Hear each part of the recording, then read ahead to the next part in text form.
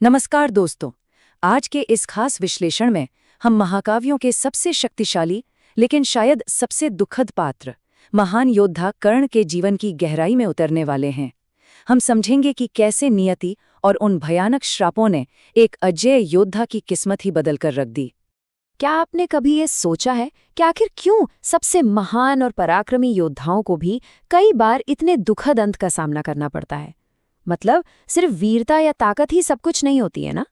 कर्ण का पूरा जीवन हमें कर्म, भाग्य और नियति के उसी उलझे हुए जाल के बारे में बताता है, जहां इंसान की सबसे बड़ी ताकत भी अनदेखी शक्तियों के आगे घुटने टेक देती है।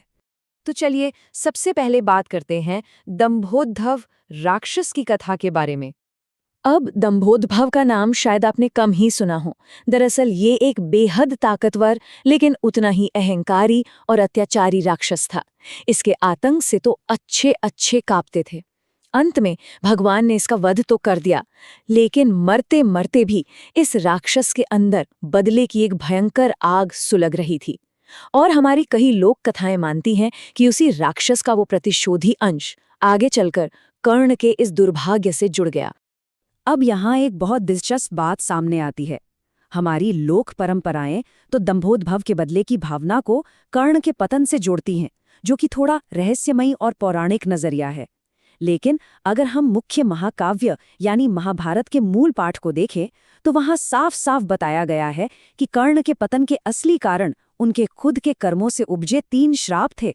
तो चलिए अब उन्हीं ठोस ऐतिहासिक घटनाओं पर गौर करते हैं। इनमें से पहला है गुरु परशुराम का अचूक और घातक श्राप। जरा उस दृश्य की कल्पना कीजिए। एक दिन गुरु परशुराम जी कर्ण की गोद में सिर रखकर सो रहे थे। तभी अचानक एक कीड़े ने कर्ण की जांघ को बहुत बुरी तरह से काट लिया। अब गुरु की नींद न टूटे सिर्फ इसलिए कर्ण ने उस भयंकर दर्द और बहते हुए खून को चुपचाप बिना उफ किए सह लिया। ये गुरु के प्रति उनका असीम सम्मान था। लेकिन क्या पता था कि उनकी यही असीमित सहनशक्ति उनके लिए घातक साबित होगी। जब परशुराम जी की आंख खुली तो वो तुरंत समझ गए कि भाई इतना भयंकर दर्द चुपचाप सहने की ताकत किसी साधारण ब्राह्मण में तो हो ही नहीं सकती। ये तो पक्का कोई क्षत्रिय योद्धा है। और फिर सच्चाई सामने आने पर क्रोध से आग बबूला हुए परशुराम जी ने वो भयानक श्राप दे ही दिया। जब तुम्हें इन दिव्य अस्त्रों की सबसे ज्यादा जरूरत होगी, तब तुम इनके मंत्र ही भूल जाओगे। जरा सोचिए इस बात की गहराई को। परशुराम जी के इस गुस्से ने कुरुक्षेत्र के सबसे बड़े युद्ध के लिए कर्ण के अंदर एक ऐसी जानलेवा कमजोरी पैदा कर दी जिसे दुनिया का कोई भी कवच या कुंडल नहीं रोक सकता था। इसके बाद बारी आती है दूसरे श्राप की, गौवध और वो असहाय मृत्यु का दंड। हुआ यूं था कि अनजाने में गलती से कर्ण के बाण से एक ब्राह्मण की गाय मारी गई।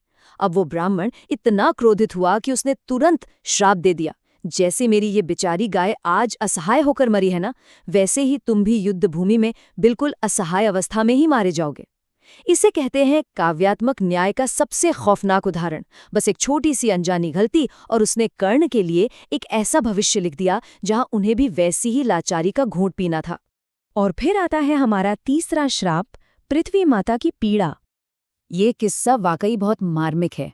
एक छोटी सी बच्ची थी जिसका घी मिट्टी में गिर गया था और वो बेचारी जोर जोर से रो रही थी। अब कर्ण तो दानवीर और दयालु थे ही। उसकी मदद करने के लिए उन्होंने उस घी मिली हुई मिट्टी को उठाया और अपने हाथों से इतनी ताकत से निचोड़ा कि घी वापस बर्तन में आ जाए। लेकिन इस हद से ज्यादा दबाव के चलते खुद हमारी पृथ्वी माता को असहनीय दर्द सहना पड़ा। मतलब एक साधारण सा नेकी का काम भी कैसे अनदेखी शक्तियों को चोट पहुंचा सकता है। अब यहाँ विडंबना देखिए, इरादा और परिणाम के बीच का ये फासला। कर्ण का इरादा तो पूरी तरह से नेक था ना, एक रोती हुई बच्ची की मदद करना। लेकिन नतीजा क्या निकला? दर्द से कराहती हुई धरती माता ने श्राप दे दिया कि युद्ध के ठीक बीच में कर्ण के रथ का पहिया धरती में धंस जाएगा। वाकई ये कर्म और उसके परिणाम का नियम कभी कभी बहुत क्रूर और अप्रत्याशित हो सकता है। और ये सब हमें ले जाता है सीधे हमारे अंतिम पड़ाव पर, कर्म और भाग्य का खेल, कुरुक्षेत्र का वो महासंग्राम।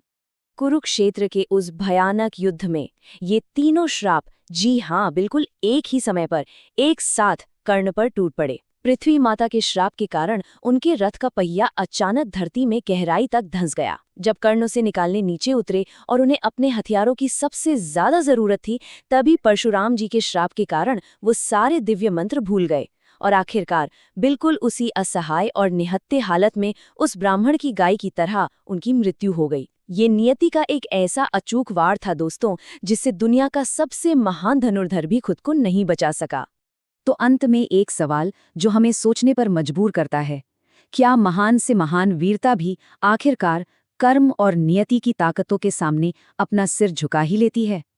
कर्ण का पूरा जीवन हमें यही सिखाता है कि इंसान का पराक्रम चाहे कितना भी असीम क्यों न हो, हमारे कर्म और भाग्य जीवन की दिशा को कुछ इस तरह मोड़ते हैं जिसका हम कभी अंदाजा भी नहीं लगा सकते।